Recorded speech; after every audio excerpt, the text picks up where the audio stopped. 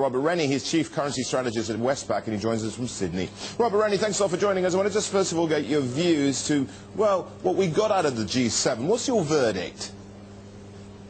Well, look, to be perfectly honest, I don't think the focus really was in G7. I don't think financial markets really expected too much. To be brutally honest, I think these are European issues that we're facing at the moment. The European issues being much more important than anything else that we could discuss at G7. And I think in that situation, when you look at the issues, when you look at the problems that European leaders have had trying to get ratification through for the expanded EFSF, lack of support for the bond purchase programme. Those are issues, unfortunately, that G7 finance ministers can't really sort out. Unfortunately, it's issues that the European political leaders need to sort out, and it doesn't look as if we're going to get much resolution there anytime soon. Yeah, and particularly when we saw Jürgen Stark's departure there. I mean, you can't really wallpaper or paper over the cracks, which are now really emerging in the ECB Governing Council. Yes, look, I think that's a very good point. You do get the sense that that Germany has big issues. Germany has big issues with what's going on in Europe. We've lost Weber, we've lost Stark now. In not too many weeks, we're going to lose Trichet. You get the sense that the nature of the ECB is changing.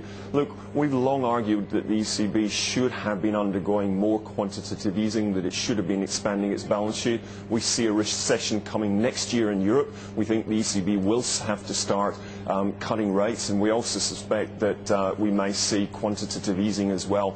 I think the developments that we're beginning to see here within the ECB suggest that we're probably moving closer towards that point in time, and I think that's something that should be undermining the euro. Certainly we expect further losses in days and weeks to come.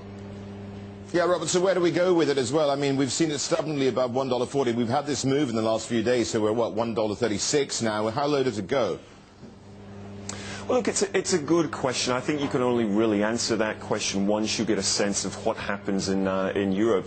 Clearly, the clock is ticking on Greece. Fingers crossed we get resolution on the Troika meetings through this week. Fingers crossed that we get a positive resolution on the bond rollover plan as well. But I think if we don't, you know, it's obvious that there's weakness and potentially quite a lot more weakness to come. Look, certainly I'd be surprised if we don't have a good test of the 130 level. 105, as you mentioned just there in the earlier part of this segment, 105 and euro yen, you've got to go back to 2001, 2002 to see similar levels there. I think we're getting to a point where breaks of those sort of 130 and 105 could actually generate quite a savage move lower in euro. I think the risks are certainly rising towards that. Yeah, and Robert, when we look at what's happening in Europe, we've got, of course, no clear resolution, and we just seem to be going and continuing talking about the same thing when it comes to the debt crisis there. We've got uncertainty when it comes to the US economy as well, so I guess people are just really happy to keep their money parked right here in Asia. Well, that's certainly how it feels at the moment. Look, you know, it feels strange to say it, but Asia does feel as if it is acting as something of a safe haven at the moment. The Chinese data was released over the weekend does suggest, yes, of course, China is slowing, but it feels like a soft and controlled landing. Some parts of Asia clearly are suffering more than others. Certainly some of the data that we've had out of India in the last couple of weeks and months does suggest that there is slowing there. But at least for the moment, Asia does feel as if it's fairly well supported. The trades I still like being long dollar sing. I think that's a good trade. Certainly on Friday we started to break up through some fairly significant levels. You know, for me, I think there are risks that money starts to be removed from Asia, and I think being long dollar sing is one of the better ways to play that story just now. Yeah, very quickly here, we've got trade data out of the Australian economy a bit later on. Could this have an impact on what we're seeing with the Aussie dollar? I mean, we're still above parity, but we have seen some declines.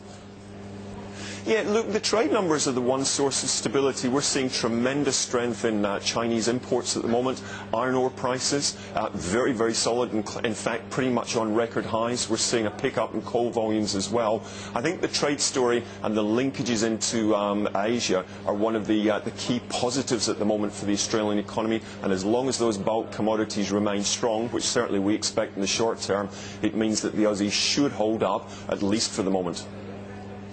Robert Rennie, thank you very much indeed for joining us. Robert Rennie from Westpac, joining us there from Sydney.